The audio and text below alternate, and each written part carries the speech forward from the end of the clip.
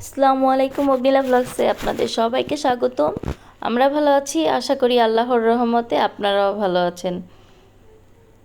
আপনাদের সবাইকে আমাদের গাছের ফুলের শুভেচ্ছা। স্কুল থেকে এসে গরমের ভিতর মনে হচ্ছে একটু আমড়া মাখা লেবু মাখা খায়।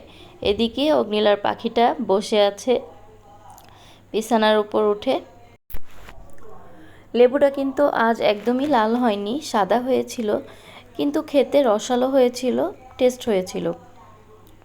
তো প্রতিদিনই ভিটামিন সি খাচ্ছি, যেহেতু এখন আমরা আর জাম্বুরার সিজন। তো আজ ভাবছি গাছ থেকে তাজা তাজা 2-4টা বেগুন তুলে নিয়ে একটু ট্যাংরা মাছ দিয়ে ঝোল করে খাবো। বেগুন দিয়ে আলু দিয়ে ট্যাংরা মাছের ঝোল কিন্তু খুবই ভালো লাগে। আর আমি বাজার থেকে বেছে বেছে দেশি ট্যাংরা সেগুলো এনেছি, খুব একটা বড় সাইজ না, কিন্তু দেশি ট্যাংরাগুলোর পেটে ডিম হয়ে গিয়েছে। আর আলু আর বেগুনটা আমি আজ এভাবে কেটে নিয়েছি।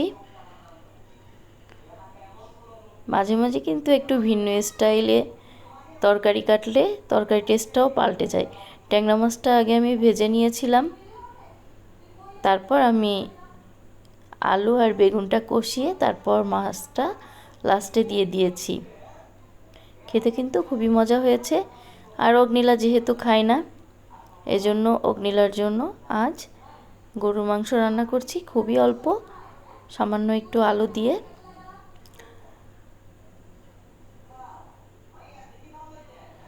কারণ ও দেখা যাবে দুপুর আর রাত্রেই খাবে, কাল আবার ওর জন্য টাটকা টাটকা রান্না করতে হবে।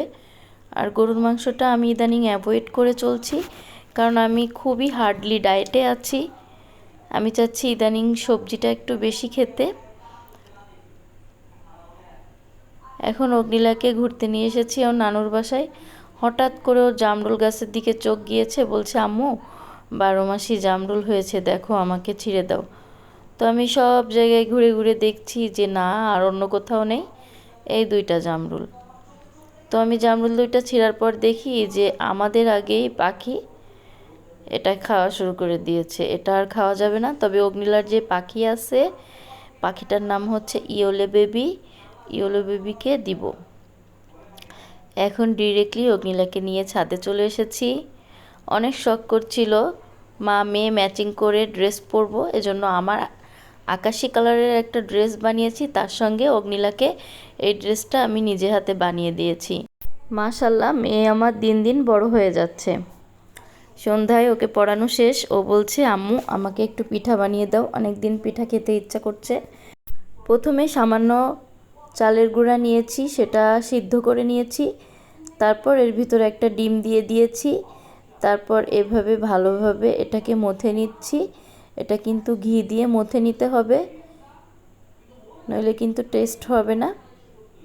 আর আমি এই মথে নেওয়ার কাজটা অগ্নিলাকে দিয়েই করাচ্ছি, ও এগুলো খুবই ভালো পারে, এজন্য আরও করতে চাই। খাওয়ার থেকে ও নিজে হাতে এগুলো করতে চায়, এজন্যই ওকে দিয়ে করিয়ে নিচ্ছি। আমাদের ঘরে সব সময় একটা পিঠা উঠানোর এইভাবে চামচ থাকে, বা যে কোনো ভাজাভাজি করার এরকম একটা চামচ নিয়ে নেবেন, তারপর একটু মিষ্টির আকার দিয়ে এভাবে শেপ দিয়ে নেবেন। পিঠাগুলো সব বানানো শেষে আমি এখানে একটা ফ্রাই প্যানে সয়াবিন তেল নিয়েছি, তারপর এক একটা পিঠা এভাবে ছেড়ে দিচ্ছি, এপিট ওপিট করে ভেজে নিচ্ছি।